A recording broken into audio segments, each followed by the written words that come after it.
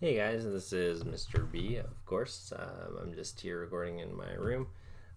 Sad again that these first few days aren't really gonna have the extra effects, but I tried for quite a while, and yeah, lots of failures. So, yep, we're gonna just read the book, and I hope you enjoy. So, yep, 21 Balloons, and we are going to be looking at the Gourmet Government, which is chapter 1, and maybe I can show you some of the pictures today, so that could be fun. So, I woke up the next morning after a night of peaceful and heavy sleep. I knew I had slept well and in complete comfort because I was a great dreamer. And when all is well at night, I dream pleasant dreams. On uncomfortable nights, I have nightmares. That night, I dreamt I was back on my inflated mattress in the globe. You can well imagine my surprise when I woke up in a big, beautiful antique canopied bed, an exquisite bedroom furnished in Louis XIV style. The wallpaper of my room was pale blue with gold fleur de lis. Um, the curtains were red velvet, each trimmed with a large gold cloth sunburst, symbolizing the opulence and extravagance of the Sun King, Louis XIV of France. I hadn't noticed the room at all that the night before, while eating my supper in bed by the light of one candle. I had seen that I was in a canopied bed, but I suppose that my mind, in an effort to put my body at ease, tired as I was by the excitement of the day, had pictured the room as a sort of simple American colonial bedroom I had become so used to at home. I got up and put on my clothes. I found that someone had taken away the slightly wrinkled suit I'd worn but a few hours the day before and replaced it with a completely fresh one. This was quite to my liking. As I was dressing, I heard a knock at my door, and Mr. F. walked in. We exchanged greetings, and I assured him that I spent a most comfortable night. While we were talking, I heard the sinister rumbling noise coming from the direction of the mountain. I went to the window and looked out, and saw that the ground below had started to move again.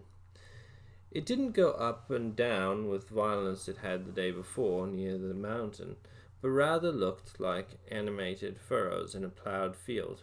Mr. F. explained that the ground didn't move much in the village because it was situated as far as possible from the mountain. I asked him why the house we were in didn't move when the earth did. His answer was extraordinary. The Bible tells us to build our houses on foundations of stone, he said. On Krakatoa, we have found it necessary to use an even stronger foundation. Our houses are built on a substructure of solid diamond boulders. Come, he added, I'll take you out to breakfast. On my way downstairs, I noticed that Mr. F's house wasn't consistently Louis XIV in style, but was furnished in the best French tastes of many different periods. I saw in some other rooms some Louis XV, some Empire. As I left the house, I turned around to take a look at its outside appearance. The building was the same as the Petit Trianon in Versailles, a building which I had always considered one of my favorite pieces of architecture. This was all an unbelievable dream. To think of finding such a building on a small island in the Pacific. Here's the little picture. Oh, it's hard to show you. Okay. I looked around at other buildings. They were equally fabulous. As I stumbled along the rippling ground, I noticed, in this order, a replica of George Washington's Mount Vernon house, a typical British cottage with a thick thatched roof, a lovely Chinese pagoda, a building of typical Dutch architecture, a small copy of Shepherd's Hotel in Cairo, Mr. F's French house, and about a dozen other houses, all representing different nations. We were heading for the British cottage.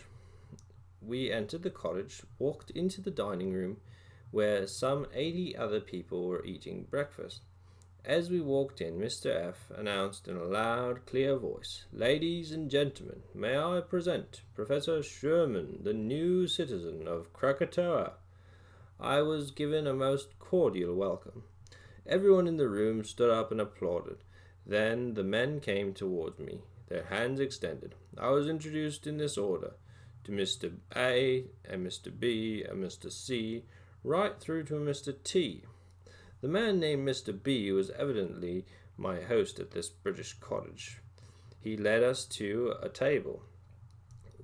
We sat down. I immediately turned to my companion and said, "Mr. F, before I become any more confused, if such a thing is possible, will you please start from the beginning and tell me the history of Krakatoa? Will you please tell me how all these lovely people got here? Will you explain why each house is entirely different architecture, and why the 2 houses I've visited so far have gigantic dining rooms? Will you please tell me why all the men here have names of the letters of the alphabet? I have never thought there could be a country in a world so foreign and confusing as to the customs as this one appears to be." Mr. F. laughed. "First of all, let's get some breakfast," he said. We went to a huge table where in large silver chafing dishes could be found large quantities of deliciously prepared kidneys, mutton chops, and bacon, which make up the hearty British breakfast. We helped ourselves and returned to our table, and Mr. F. told me the story of Krakatoa. 8 years ago, a young sailor, now known as Mr. M., was shipwrecked off the island of Krakatoa in a tremendous hurricane. He landed on the island in good physical condition, which was extremely fortunate for him because the rest of the crew of the ship he was on were drowned in the ocean. As soon as he felt the earth rumbling beneath his feet, he knew he was on that most dreaded of islands, Krakatoa. He didn't want to go near the mountain, for he knew that the volcanic action of the mountain caused all of that violent shaking in the earth. He couldn't stay on the beach, though, because the winds of the hurricane caused a blinding and extremely dangerous sandstorm, which would destroy any man. He instinctively made his way for the shelter of the jungle. He crawled through the jungle towards the mountain, trying to get as far away from the beach as he possibly could. He must have had a horrible time of it, for he was not only being thrashed by the bending trees and wind-whipped underbrush of the jungle, but was also going up and down with the sickening motion of Krakatoa's surface. Sometime during the night, he crawled up on that peaceful plot of ground near the mines where the earth doesn't move. He groped around in the dark, looking for shelter, and finally found a hole in the wall of the mountain, which he thought to be a cave. He crawled in and slept in comparative peace, but in great discomfort. He woke up, of course, in the diamond mines. His first thoughts, upon suddenly discovering that he was the richest man in the world, were naturally how to get off Krakatoa and back to civilization with a sizable load of diamonds. At that time, getting off Krakatoa was a difficult thing to do. It was hard to leave a place no outsider dares to approach. This was a good thing in a way, because it gave him a chance to get used to living on Krakatoa, to realize that one could live on Krakatoa, and to think out carefully the best way of taking full advantage of this enormous wealth attached to the mines. He built himself a raft, which took him a month to complete because at first he didn't have any tools.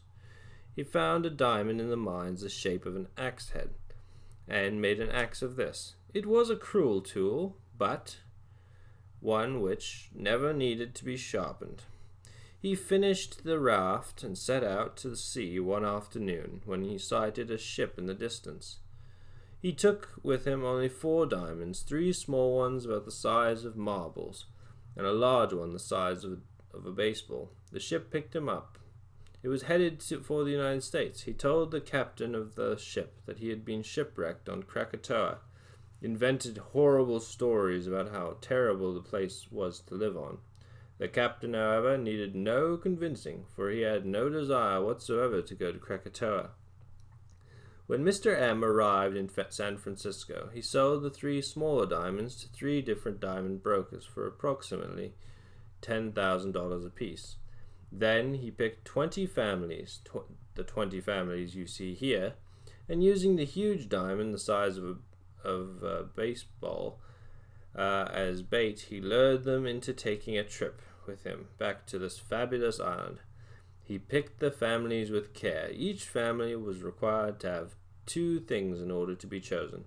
They had to have A, 1 boy and 1 girl between the ages of 3 and 8, and B, they had to have a definitive creative interests, such as interest in painting, writing, and sciences, music, architecture, medicine. These 2 requirements would not only assure future generations of Krakatoa citizens, but also he assumed that people with creative interests are not liable to be too bored on a small, desolate island, and people with inventive interests can more easily cope with unusual situations and form a stronger foundation for a cultured heredity tree. With the $30,000 Mr. M made by selling the small diamonds, he bought himself a ship. Mr. M was the only man of the selected families chosen who was a sailor. He proceeded to make sailors out of all of the other men by carefully training them on cruises on the ship he had bought. We were soon a capable crew. We loaded the ship with our families and supplies and sailed away. That was about 7 years ago. Krakatoa is situated between Java and Sumatra. It is a small group of 3 supposedly uninhabited islands named Krakatoa, Verlaten, and Lang. Verlaten Island hides a small inlet of Krakatoa from possible sight from Sumatra, and also protects the inlet from the rough sea. We planned to dock our ships in this inlet. We did this in the middle of the night. Our first year on Krakatoa was pretty horrible. Upon seeing the mines, we all became rather piggish. There was no way of actually dividing the diamonds except by making 20 shares. That is, 20 pieces of paper, each entitling its owner to an equal part of the mines. A greedy desire seemed to be in each of us at that time to become the one and only owner of all the diamonds. Some of the families were made up of architects and builders. They built themselves comfortable little huts and settled down to a rather normal way of living. We were sleeping either on the ground or in the shelter of the mines. We asked the builders to make us houses too. They agreed to do it only if we gave them our share in the mines. We refused at first, then found out after months of uncomfortable living in the height of the rainy season that we all simply had to have huts. We gave our diamond shares to the 4 building families. They made us our huts, in return for which they became the owners of the diamond mines. Now that we all had houses, we all started thinking of ways of getting our diamonds back. There was nothing to buy on Krakatoa. We lived mostly off of the abundant vegetation on the island. The climate is humid, warm, and steady. The earth, due to its volcanic nature, is full of phosphoric acids and potassium, and everything grows well here. One of the families opened a restaurant. This was an excellent idea. The 4 families who owned all the diamonds were anxious to show their power. There was no way of spending their diamonds here. There was no way of getting to another country either, except in our ship. It took all the men of the island to make up the ship's crew, and none of the families without diamonds had any desire to take the families with diamonds back to the United States. So, families with diamonds showed their power by eating out every night at the restaurant. The restaurant owners charged a fabulous price for their meals. I think it was 3 meals to the share. In spite of this, the restaurant idea seemed to work. Soon another family opened a restaurant, which was just a little better, and then another house was turned into a restaurant, and after a while every house was turned into a restaurant, and the diamonds started to become equally divided again. After about 4 months of fierce competition, in which we all became excellent cooks, I might add, we found that we each had our shares back, and that we were all considerably happier. There was a tremendous variety of cooking to be had from house to house, and we decided to celebrate the regaining of our shares with a big banquet in which each family would contribute its favorite dish. It was a sumptuous affair, and we ended up by drawing up a constitution for the government of Krakatoa. We have an unusual constitution. It's sort of a restaurant government. There are 20 families on the island, each running a restaurant. We made it a law here that every family shall go to a different restaurant every night of the month, around the village square in rotation. In this way, no family of Krakatoa has to work more than once every 20 days, and every family is assured a great variety of food. I understand now why the two houses I had visited were both apparently restaurants, so I asked Mr. F. to explain to me how the families got their alphabetic names. "Oh, that's quite simple," said Mr. F. "There are 20 restaurants around the village square. Here we lettered them A, B, C, D, E, and F, all around the square up to T, the 20th house. We changed our names. In A restaurant lives A, his wife Mr. A lives, and his wife Mrs. A, their son A1 and their daughter A2. And in restaurant B lives Mr. B and Mrs. B and B1 and B2. It's very simple. Is there anything else unusual in your constitution?" "Oh, yeah, we have a different calendar in Krakatoa. It too is a restaurant calendar. Our months are shorter.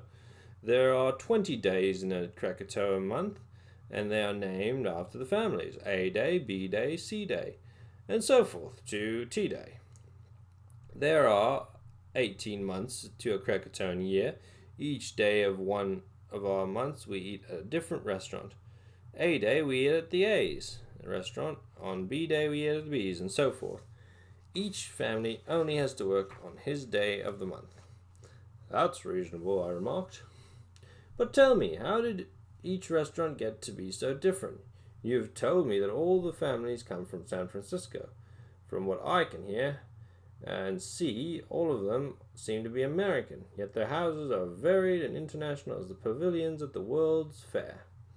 We are all Americans here. The international restaurant were built simply to give variety to our days.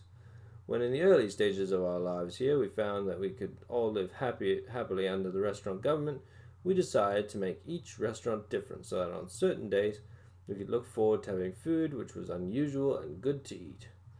We Americans all have different inherited tastes, so we decided that each restaurant should serve the food of a different nation. We arranged this alphabetically also. A runs an American restaurant and serves only real American cooking, like apple pie. You are now eating at the B's. This is a British chop house. The C's run a Chinese restaurant. The D's run a Dutch restaurant.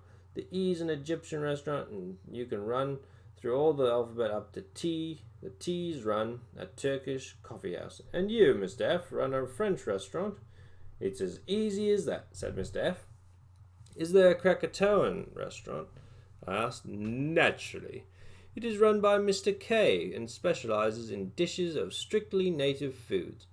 Odd dishes prepared from the bread trees, and milk from the trunks of the milk palms, coconuts, bananas, and more exotic fruits, and mostly the wonderful fish which are so easily found in the ocean which surrounds us. We couldn't think of what style of architecture to use for a Krakatoan restaurant, so we invented one. It is made out of glass bricks to suggest the diamond mines, which are the island's most guarded treasure. And inside most of these glass bricks we have sealed rare and colorful tropical fish, because for many months they are our main source of food. It looks like a house made of ice cubes and fresh fish, and is a very inviting place to eat on K Day in the hot summer months." "What sort of restaurant do the S's run?" I asked. "A Swedish smorgasbord restaurant. And the R's? He runs a Russian tea room." Oh, what a wonderful place this island is, I exclaimed. I am certainly looking forward to I-Day because I love my spaghetti. Mr. I's Italian restaurant serves the very best, assured Mr. F. Have you names for the months of the year? We do, in a way, but the names of the months are very seasonal and depend entirely on the stocks of food we have on hand. Stocks of food that we have on hand. We now have a surplus of lamb, so we voted to call this the month of lamb. Each restaurant has been asked to serve a lamb specialty on its menu.